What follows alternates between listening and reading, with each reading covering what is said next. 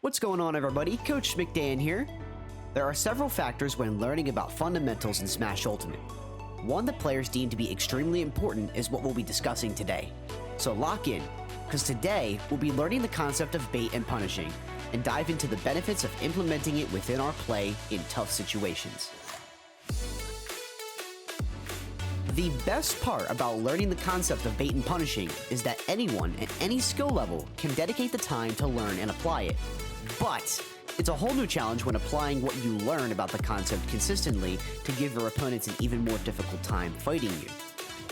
The concept of bait and punishing involves letting your opponent use a move and figuring out their attack pattern, then punishing them for it. One major factor that varies between each player is where their focus is placed within a match. Now, if you're asking yourself, what do I mean by that? I'll ask you this.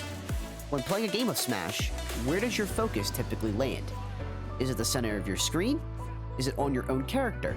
Or is it on your opponent? If the answer was on your opponent, you're off to a good start. But don't worry, players of all skill levels have a habit of watching their own character during a match, sometimes without even recognizing they're doing it out of habit. It's important to understand that in order to fully utilize bait and punishing, you must always focus your attention on your opponent, to evaluate actions they take in certain situations. So let's focus our warm-up on doing just that. Play 3 games with a friend, family member, or online, and focus on keeping your attention on your opponent for the entire match. Remember that it's okay to center your attention back to yourself when you get sent to the blast zone or need to recover. But in neutral especially, focus your attention on your opponent as often as you can. Learning how to properly bait and punish our opponents involves dedication to being patient, as well as awareness to determine what attack our opponents want to land. When we learn how to bait our opponents, a player usually focuses on precise movement options that is meant to fake out an opponent, and most importantly, force an attack option out of them. This could be done with methods such as dashing back and short hopping backwards. Once an opponent falls to this fake approach, you'll be able to see exactly what it is they wanted to attack you with. The punishment factor falls into play once we recognize that if an opponent does that same action again, that it can be predicted preemptively and punished accordingly. Simple as that. Movement and spacing are 2 very important factors when it comes to learning how to bait and punish. If you understand this concept, but don't give yourself enough room to avoid an attack from your opponent, you're not going to get any benefit out of it. The bait and punish concept is not only a good concept to understand from a fundamental standpoint, but also plays an important role depending on certain matchups for each character. I'm going to use my buddy Yoshi here as an example. Yoshi has several bad matchups, all pertaining around one main factor, that being sword characters.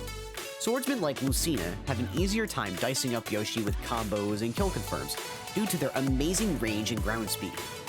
It's important for a Yoshi player to understand the concept of bait and punishing against characters like Lucina to even out the playing field. If a Lucina player begins to play overly aggressive, Yoshi can take advantage of this aggression by forcing Lucina to make an action, like short hop forward air or short hop nair, and respond with an opposing reaction to start a combo string of his own.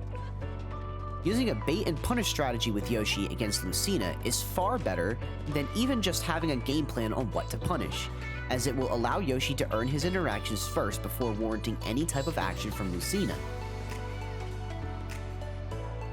Bait and punishing is a very defensive tool in a player's kit, and oftentimes varies in importance and difficulty with each character you pick. Some characters with faster, more aggressive playstyles might have a harder time actually executing this concept, while other characters can essentially master the concept and make it a valuable asset to their gameplay as a primary action that doesn't allow much room for error, as you'll be the opponent setting the tempo for most games.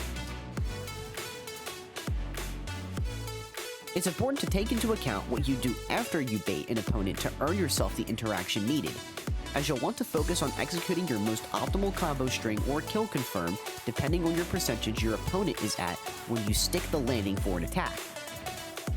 For our scrim today, let's focus on using one character who is a perfect fit for the job.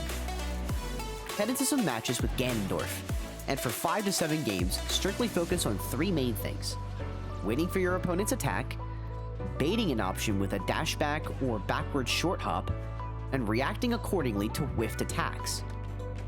Ganondorf is a shining example of a bait and punish character, so you can take what you learn from these games and apply it to your main character in future matches. Okay, we just went over the process of bait and punishing.